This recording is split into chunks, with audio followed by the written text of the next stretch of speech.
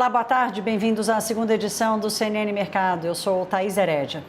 Olha, minha gente, deu a louca no parquinho. O mercado brasileiro engatou num dia positivo, se descolando do mercado internacional. O Ibovespa sobe agora a mais de 2%, passando dos 107 mil pontos. No dólar, o mesmo ritmo, com queda de quase 1,5%, cotado a R$ 5,21. O dólar está se desvalorizando frente à maioria das moedas e as bolsas em Nova York conseguiram agora há pouco virar para o lado positivo depois de passar do susto com a mudança da política monetária do Japão mais cedo. O BOJ subiu a taxa de uma banda de negociação de títulos por lá e provocou uma aversão ao risco no mundo inteiro, mas Nova York já conseguiu escapar e aqui no Brasil a empolgação vem da possibilidade de a PEC da transição, a PEC do estouro, ser desidratada na Câmara dos Deputados e reduzir para apenas 1 ano e não 2, como gostaria o PT, o prazo de liberdade para o governo Lula gastar sem limites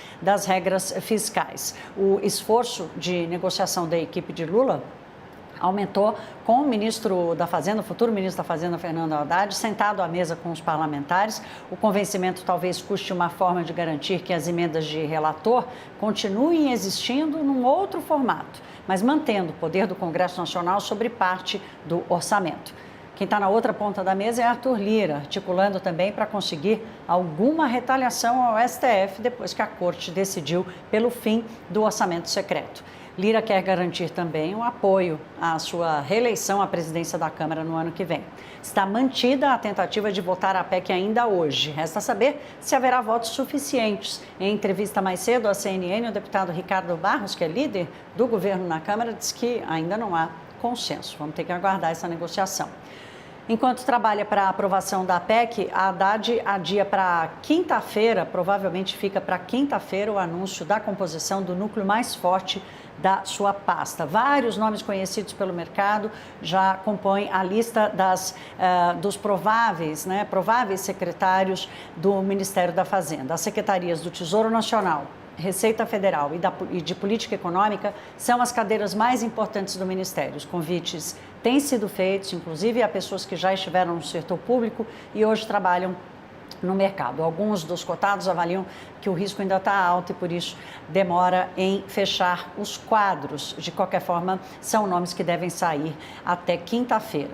Em entrevista à CNN, o economista-chefe da Quantitas Asset, Ivo Sherman, diz que o cenário de incerteza e indicações do futuro governo na economia eleva o risco de inflação e juros altos para o ano que vem. Sherman acredita que a situação atual do país, não tem como o Banco Central imaginar o início de uma redução da Selic no ano que vem. Aliás, a Quantitas foi uma das primeiras casas a já se posicionar, acreditando que o Banco Central vai manter a taxa onde ela está. Vamos ouvir. No mercado super nervoso, por conta das indicações de política fiscal do novo governo, isso traz para a gente possibilidades que a gente até 2 meses atrás não tinha como antecipar, imaginar que o dólar poderia vigorar em torno de 5,50 de maneira meio que permanente, né? Uma média, na verdade, ou indo para 6, ou indo para 6,5. Hoje em dia, sinceramente, qualquer trajetória é passível de ser algo legítimo, né, de você discutir. E aí, quando você começa a colocar esses cenários na mesa, a gente começa a chegar em níveis, né, de projeção de inflação, expectativa a focos, o dólar afetando diretamente, e tem a variável de risco, né, que tem a ver bastante com a sustentabilidade da dívida.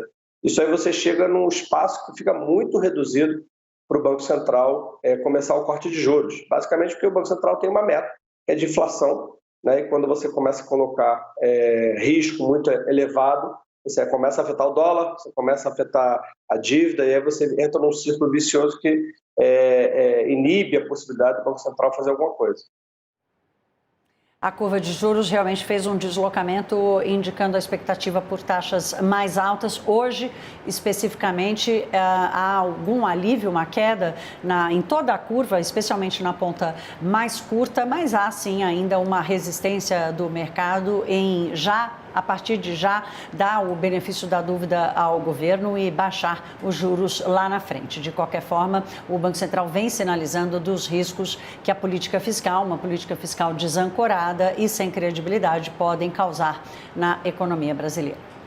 O CNN Mercado fica por aqui. Mais tarde tem Isabelle Saleme, às 2h55, com mais uma edição do CNN Mercado. Uma boa tarde.